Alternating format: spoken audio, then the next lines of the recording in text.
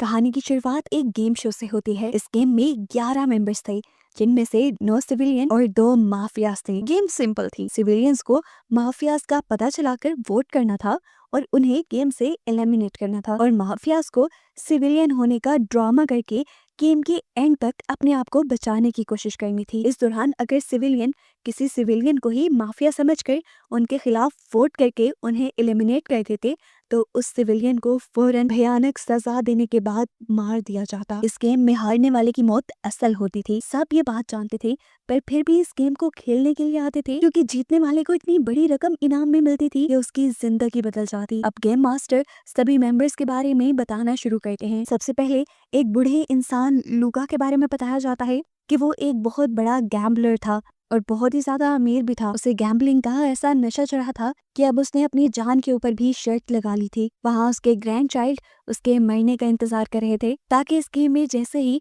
उनके ग्रैंडपा की मौत हो तो उनका सारा पैसा इन बच्चों को मिल जाए। लेकिन लूका पहले ही कॉन्ट्रैक्ट करके आया था कि अगर मैं इस गेम में मरा तो मेरा पैसा मेरे ग्रैंड सन्स के बजाय चैरिटी में चला जाए। दूसरे नंबर पर हमें एले नाम के एक लड़के के बारे में बताया जाता है, जिसे अभी अभी कैंसर लास्ट स्टेज डायग्नोज हुआ है। उसके पास सिर्फ 3 महीने बचे थे जिंदगी के। उसने डिसाइड किया कि वो इस गेम में आएगा और पैसे कमाने की कोशिश करेगा। मरना तो उसे वैसे भी है। हालांकि उसकी वाइफ चाहती थी कि वो अपने ये आखिरी दिन अपनी फैमिली के साथ गुजारे, लेकिन उसने अपनी वाइफ की नहीं मानी, क्योंकि उसे लगता है कि इस गेम से वो अपनी फैमिली को मरने से पहले फाइनेंशियली सपोर्ट कर सकता है। इसके बाद गेम मास्टर कंटेस्टेंट 3 और 4 के बारे में बताते हैं कि वो दोनों यहाँ पर पैसे के लिए नहीं आए। ये जेल के कैदी हैं और इन्होंने आजादी पाने के लिए इस गेम में हिस्सा लिया है। असल में गवर्नमेंट का भी इस गेम के साथ एक कॉन्ट्रैक्ट था। जेल का कोई भी कैदी इस गेम में पार्ट ले सकता था। अगर वो जीत जाए तो गवर्नमेंट उसे आजाद कर देती है, जबकि उसका जीता हुआ पैसा गवर्नमेंट के खजानों में चला जाता है। इस छोटे मोटे इंट्रोडक्शन के बाद अब गेम मास्टर ने सबसे पूछा कि बताओ माफिया कौन है। सभी ने अपने आप को सिविलियन जाहिर किया। फिर गेम मास्टर ने कहा कि आप लोगों को सिर्फ 10 मिनट दिए जाएंगे। आप लोगों को वोट करके किसी एक को एलिमिनेट करना होगा। उनका टाइम स्टार्ट हो चुका था। सभी कंटेस्टेंट की फैमिली और फ्रेंड्स ये शो देख रहे थे। गेम में पहला कंटेस्टेंट किसी को भी वोट करने से मना कर देता है, जबकि मेरी नाम की एक कंटेस्टेंट किलियन का नाम लेती है, यानी उसे एलिमिनेट करने के लिए सिलेक्ट करती है। उसी के साथ पीटर बोल जाता है, हाँ यही माफिया है। इन दोनों को ऐसे एक साथ बोलते देखकर एक आदमी पहचान गया कि उसने इन दोनों को कहीं देखा है। तब हमें पता चला कि मैरी असल में एक बेली डांसर थी और पीटर उसका बहुत बड़ा फैन था। लेकिन एक दिन तूफान की वजह से मैरी का बहुत बुरा एक्सीडेंट हुआ और उसकी दोनों टांगे इस एक्सीडेंट में चली गईं। उस दिन के बाद से मैरी का सबसे बड़ा डर ही बारिश, बिजली और तूफान बन गया। डॉक्टर्स ने मैरी को बताया कि मैरी आर्टिफिशियल टांगों के जरिए दोबारा डांस कर पाएगी, लेकिन ये ट्रीटमेंट बहुत ज्यादा महंगा था, जिसके लिए मैरी को इस शो में आना पड़ा। पीटर भी इस गेम में मैरी की मदद करने के लिए ही आया था। वो पहले भी मैरी के लिए अपना बहुत सारा सामान बेच चुका था और अब अपनी जान भी दांव पे लगाने के लिए आया था। उसकी बात सुनकर सबको लगा कि मैरी एक स्पोर्टर को लेकर यहाँ आई है, ऐसे वो किसी को भी एलिमिनेट कर सकते हैं। अपनी जान बचाने के लिए सबसे पहले इन लोगों ने मैरी को ही एलिमिनेट करने के लिए वोट कर दिया। हालांकि सबको ऐसा करते देखकर पीटर ने ये कन्फेस भी कर लिया कि वो माफिया है, लेकिन तब तक देर हो चुकी थी। सब लोग मैरी के खिलाफ वोट कर चुके थे और वोटिंग के बाद मैरी ने सबको अपने हाथ का टैटू शो करवाते हुए बताया कि वो एक सिविलियन थी, लेकिन अब उसकी मौत कंफर्म हो चुकी थी।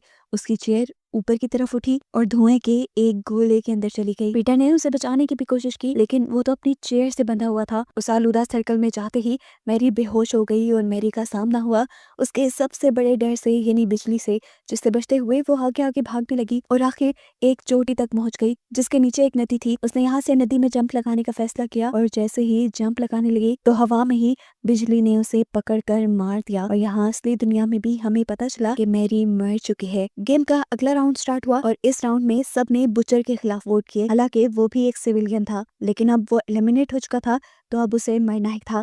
उसकी चेयर ऊपर होकर उस गोल स्फीयर के अंदर चली गई। बुचर के उस स्फीयर में जाते ही गेम मास्टर ने सबको बताया कि बुचर किसी चीज से नहीं डरता था। उसके डर का पता चलाने के लिए उसका एक साइकोलॉजिकल टेस्ट लिया गया, जिसमें भी पता चला कि बुचर को किसी चीज से डर नहीं लगता, लेकिन वो बेवकूफ लोगों में रहना भी पसंद नहीं करता। इसी वजह से उसकी सजा दूसरे लोगों से काफी मुख्तलिफ थी। अब वो क्योंकि किसी चीज़ से डरता नहीं था, तो उसके डर का सामना करके उसको सज़ा नहीं दी जाती, बल्कि उसको सबसे डिफरेंट सज़ा दी जाती है। दिखाया जाता है कि उस फेयर के अंदर बुच्चर को मारने के लिए 2 आदमी आए थे, जो पहले बुच्चर को अच्छा खासा मारते हैं, लेकिन तब बुच्चर अपना माइंड इस्तेमाल करता है और ज़मीन से मिट्टी उठाकर इन दोनों के आंखों में मिट्टी डाल देता है और फिर पास पड़ी बोतल उठाकर उससे इन दोनों के ऊपर हमला करता है और इन्हें मार डालता है। लेकिन ये गार्ड्स तो बार बार मरने के बाद भी जिंदा हो रहे थे, लेकिन बुच्चर ने हार नहीं मानी और बार बार इनसे लड़ाई करके इन्हें मारता रहा। ये देखकर बुच्चर के सभी साथी खुश हो गए। आखिर जब वो गार्ड्स भी मर गए तो बुच्चर को भी लगा कि उसकी जान बख्श दी जाएगी, लेकिन ऐसा नहीं हुआ।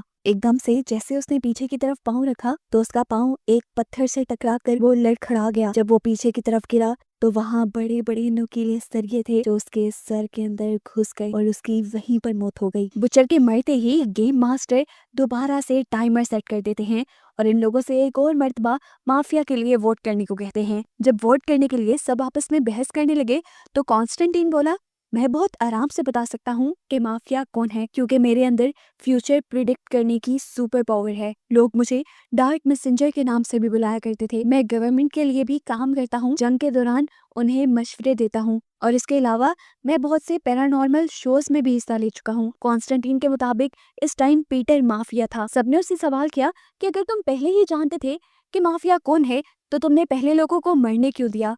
तब पीटर ने कहा कि मैं ये सारा पैसा अपने लिए हासिल करना चाहता हूँ, मैं किसी सिविलियन के साथ इस पैसे को डिवाइड नहीं करना चाहता, बस इसीलिए पहले जो हो रहा था मैंने होने दिया। कॉन्स्टेंटीन की बात मानते हुए बहुत से लोग अब पीटर के खिलाफ वोट कर चुके थे, लेकिन 3 लोगों ने पीटर के खिलाफ वोट किया क्योंकि उन्हें लग रहा था कि पीटर को ही जिंदा नहीं रहना चाहिए। वो अपनी पावर्स का गेम में इस्तेमाल कर रहा है और ये बिल्कुल भी फेयर नहीं है। लेकिन कॉन्स्टेंटीन के खिलाफ वोट कम थे और पीटर के खिलाफ वोट ज्यादा थे। ऐसे पीटर को एलिमिनेट कर दिया गया, यानी अब पीटर को मार दिया जाएगा। वैसे तो पीटर का कोई डर नहीं था सिवाय मैरी के मरने के, लेकिन साइकोलॉजिकल टेस्ट से ये पता चलाया गया था कि पीटर को पानी से डर लगता है, इसीलिए उसे ब्लैक स्फीयर के अंदर पानी में भेज दिया गया। एक छोटी सी बोट समुद्र के बीचों बीच और इर्द गिर्द शार्क्स उसके मंडलाने लगी। पीटर अपने आप को बचाने के लिए किसी नुकीली चीज से एक शार्क को मार डालता है और बाकी शार्क मरी हुई शार्क को खाने लग जाती हैं। मौके का फायदा उठाते हुए वो समुद्र में दूसरी तरफ जंप करता है। अपने आप को बचाने के लिए वो तैरकर दूसरी तरफ जाना चाहता था, लेकिन सामने उसे मैरी नजर आ गई जो उसे अपनी तरफ बुला रही थी। पीटर खोकर उसकी तरफ बढ़ गया, लेकिन अचानक से वो मैरी शार्क में बदल गई और उसे खा गई। और ऐसी असली दुनिया में भी बताया गया कि अब पीटर की मौत हो चुकी है। और यहाँ पर इन्हें एक बुरी खबर ये भी बताई गई कि पीटर भी कोई माफिया नहीं था, बल्कि वो एक सिविलियन ही था। गेम मास्टर इन लोगों को बताता है कि जिन 3 लोगों को अभी तक तुम लोगों ने वोट करके एलिमिनेट किया है वो तीनों के तीनों सिविलियन थे। अभी भी दोनों माफियाज आप लोगों के अंदर ही मौजूद हैं, आप लोगों को उन्हें यहाँ से निकालना है। ये कहने के बाद गेम मास्टर वॉल्चर के बारे में बताते हैं, जो कि एक मिलिट्री ऑफिसर था, लेकिन उसकी गलती की वजह से उसके बटालियन के सारे फौजी मारे गए। इसे रिग्रेट को खत्म करने के लिए वो यहाँ आया है। इसके बाद गेम मास्टर स्टीवन के बारे में बताते हैं, जो इस टाइम जेल का कैदी था क्योंकि उससे उसके दोस्तों का एक्सीडेंट हो गया था। इस एक्सीडेंट में उसके 2 दोस्त मारे गए और वो जेल में चला गया। उसका सबसे बड़ा डर था कि वो जेल में न मर जाए। इनकी इन्हीं बातों के दौरान यहाँ पे वोटिंग का टाइम भी शुरू हो जाता है। 2 कंटेस्टेंट की आपस में बहस हो जाती है और वो दोनों एक दूसरे के खिलाफ वोट कर देते हैं। ज्यादा लोग वेंचर के खिलाफ जाते हैं और ऐसे वेंचर एलिमिनेट हो जाता है। लेकिन मालूम पड़ता है कि इस मर्तबा भी इन्होंने गलत चुनाव किया था, क्योंकि वो भी एक आम सिविलियन था।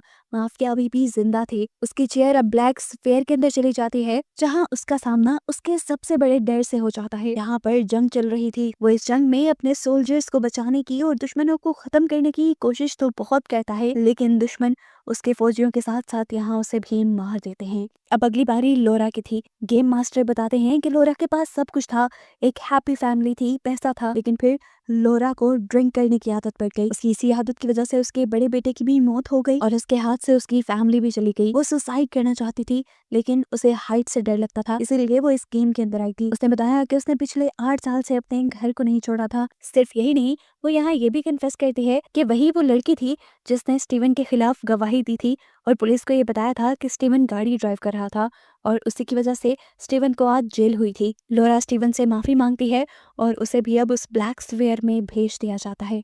उस दुनिया में जाते ही दिखाया जाता है कि लोरा एक प्लेन में थी और प्लेन तेजी से एक तूफान की तरफ बढ़ रहा था। वो तूफान प्लेन को क्रैश करने लगा। आहिस्ता आहिस्ता करके प्लेन पूरा तबाह हो गया और उसमें लोरा की भी मौत हो गई। इसके बाद दोबारा वोटिंग शुरू होती है और इस मर्तबा सभी कॉन्स्टेंटीन के खिलाफ वोट करते हैं। पता चलता है कि पहली मर्तबा इन्होंने बिल्कुल सही चुना था। वो एक माफिया था और अब इनके चुनने की वजह से उसकी भी मौत हो जानी थी। उसे भी चेयर उठाकर ब्लैक स्फेयर में भेज दिया जाता है, जहाँ उसका सामना उसके डर से होता है। उसे बूढ़ा होने से डर लगता था और यहाँ पर उसे बूढ़ा करके बीमार करके मार दिया जाता है। जिसके बाद अब की बार वोटिंग होने पे सबने स्टीवन को एलिमिनेट कर दिया। स्टीवन की भी चेयर को उठाकर उस ब्लैक स्फेयर के अंदर भेज दिया जाता है, जहाँ उसे उसका सबसे बड़ा डर, सबसे बड़ा दुखी दिन दिखाया जाता है, जब आखिरी दिन वो आज़ादी से अपनी मॉम के साथ गुजार रहा था। लेकिन उसके दिल में दुख था, टेंशन थी। वो जानता था कि आज उसकी आज़ादी खत्म हो जाएगी और कल से वो जेल में चला जाएगा, जहाँ जेल में जाते ही, कैद होते ही उसे सदमा लगता है और वो मर जाता है। अब गेम में सिर्फ 4 लोग बचे थे, जिनमें से एक माफिया था। इन लोगों को सिर्फ 2 मिनट का टाइम दिया गया सिलेक्ट करने के लिए। लेकिन वोटिंग से पहले ही एक कंटेस्टेंट बोल पड़ा कि कीरा और केट दोनों ही दोस्त हैं। उसके कहते ही हमें किरान की कहानी दिखाई जाती है, जो सिर्फ अपने दोस्त के डेट देने पर इस गेम का हिस्सा बना था और इस गेम के शुरू होने से सिर्फ एक दिन पहले वो केट से मिला था। इन दोनों को एक दूसरे से मिलकर अट्रैक्शन फील हुई और इन दोनों ने ही अपनी पूरी जिंदगी के सभी राज एक दूसरे के सामने खोल दिए। केट ने उसे बताया था कि उसे ऊंचाई, रेगिस्तान और सांपों से डर लगता है। साथ ही केट ने उसे ये भी बताया था कि वो एक ऑर्फनेज में पली बड़ी थी।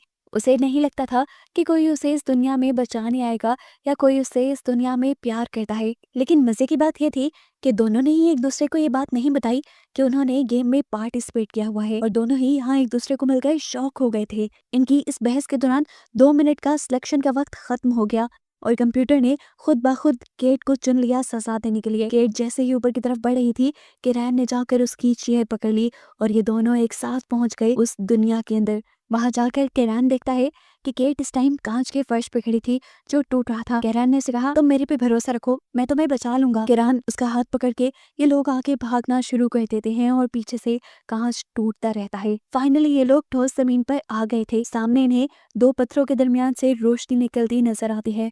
जब ये लोग उस रोशनी की तरफ बढ़ते हैं तो वहां जाते ही बहुत सारे सांप उनके ऊपर हमला कर देते हैं। ये लोग जब उन सांपों से बच बचाकर आगे निकलते हैं तो आगे एक बहुत बड़े ड्रैगन से इनका सामना हो जाता है। इस क्रिएचर ने उन दोनों के ऊपर हमला कर दिया था।